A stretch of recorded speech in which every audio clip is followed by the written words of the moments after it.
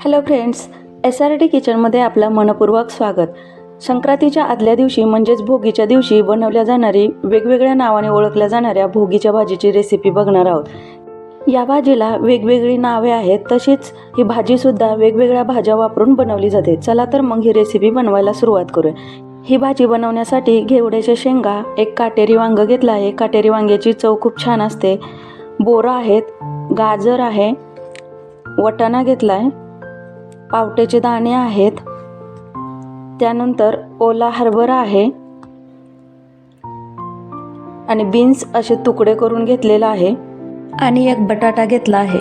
त्यानंतर पातीचा कांदा घेतला आहे,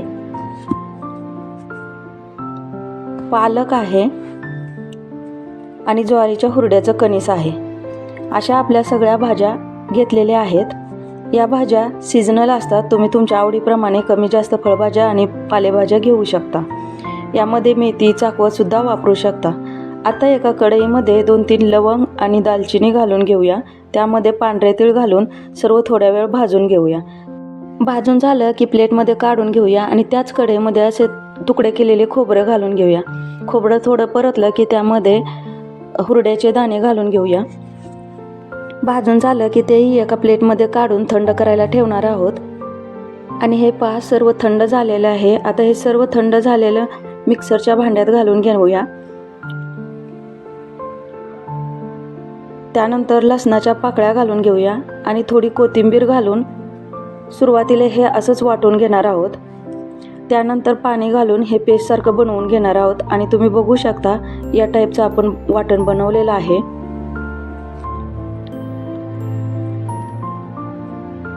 असं बारीक बनवून घेतलं आहे. आता आपण वांगा आणि बटाटा चिरून पाण्यात ठेवलं होतं. एक मध्यम आकाराचा टोमॅटो असा तुकडे करून घेतला आहे आणि शेंगदाणे भिजायला ठेवले होते, तेही चांगले भिजले आहेत. त्याऐवजी तुम्ही शेंगाचे दाणेही वापरू शकता. आता आपण भाजी बनवायला सुरुवात करूया. त्यासाठी कढईमध्ये 2 ते 2.5 चमचे तेल घालून घेऊया. तेल गरम झालं की त्यामध्ये 1 ते 1.5 चमचा मोहरी घालून घेऊया. मोहरी तडतडली की त्यामध्ये जिरे घालून घेऊया. त्यानंतर पातीचा कांदा घालून परतून घेऊया.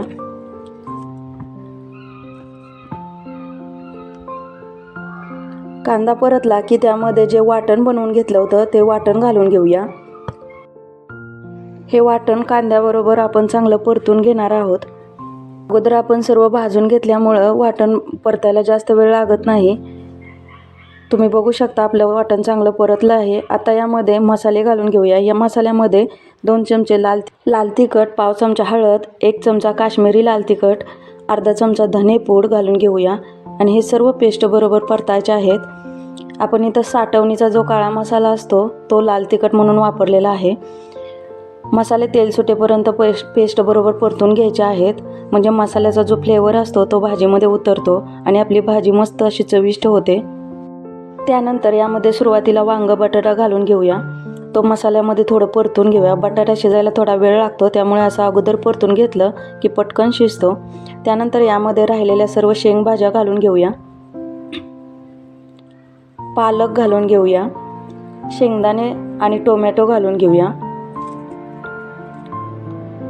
या सर्व भाज्या मिक्स करून घ्यायच्या आहेत. यामध्ये आपण पाणी वापरणार नाही, त्यामुळे या भाज्या अशा वाफेवर शिजवून घ्यायच्या आहेत आपल्याला. सर्व भाज्या मिक्स झाल्या की त्यामध्ये चवीपुरतं मीठ घालून घेऊया. मीठ शेवटी टाकायचं, म्हणजे मिठामुळे भाज्याला पाणी सुटेल आणि एक्स्ट्रा पाण्याची गरज पडणार नाही. आता यावरती एक ताट ठेवून घेऊया आणि आपल्या भाज्या कढईला चिकटू नयेत, भाज्याला चांगलं पाणी सुटावं म्हणून या ताटात 1 ग्लास पाणी घालून घेऊया. यामुळे आपल्या भाज्या चांगल्या वाफळल्या जातात. आणि तुम्ही बघू शकता भाज्यांना चांगलं पाणी सुटलं आहे. भाज्या स्वतःच्या पाण्यात शिजल्या म्हणजे त्यांची टेस्ट खूप छान लागते. पाणी वरून घातलं की भाज्यांची टेस्ट बदलते. त्यामुळे आज आपण पाणी न वापरता अशी वाफवून शिजवलेली टेस्टी भाजी बनवणार आहोत. भाजी शिजेपर्यंत असं पाण्याचं ताट कढईवरती ठेवून भाजी शिजवून घेणार आहोत. आपण यामध्ये पाणी वापरणार नसल्यामुळे सुरुवातीला मसाले सर्व व्यवस्थित परतून घेतलेले आहेत. आणि तुम्ही बघू शकता ताटात पाणी ठेवल्यामुळे भाजी अजिबात कढईला चिकटलेली नाही, व्यवस्थित शिजत आलेली आहे. आणि आता आपण ही भाजी बटाटा शिजला आहे की नाही ते चेक करून घेऊया. आणि हे पहा, बटाटा शिजलेला आहे आणि सर्व भाज्याही शिजलेल्या आहेत. यामध्ये आपण कसलंच पाणी वापरलं नाही, पूर्ण वाफेवर भाजी शिजवली आहे. पाणी वापरलं नसल्यामुळे भाजी ही किती छान दिसते पहा. आता शेवटी यावर आपण पांढरे तीळ घालून घेणार आहोत. संक्रांतीला तिळाचा खूप मान असतो आणि हे पहा, असे सगळे पांढरे तीळ घालून घेतलेले आहेत. जसं आपण शेपूची किंवा मेथीची भाजी बनवतो अगदी तशीच ही भाजी आपण वाफवून बनवलेली आहे. वाफवून बनवलेल्या भाज्या चवीला खूप छान लागतात.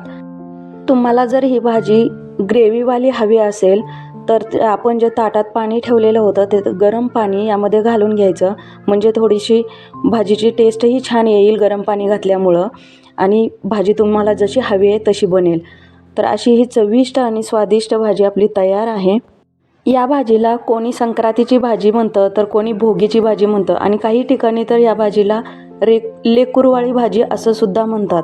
अशी विविध नावं असलेली ही भाजी संक्रांतीच्या आदल्या दिवशीच म्हणजेच भोगीच्या दिवशी बनवली जाते. मस्त चविष्ट अशी ही भोगीची भाजी तुम्हीसुद्धा या भोगीला या पद्धतीने बनवून बघा आणि भोगीची भाजी कशी वाटली ते कमेंट करून सांगा. व्हिडिओ आवडला तर व्हिडिओला लाईक आणि शेअर करा. चॅनलवर नवीन असाल तर चॅनलला सबस्क्राईब करायला विसरू नका. पुन्हा भेटू अशाच एका नवीन व्हिडिओसोबत. तोपर्यंत बाय बाय.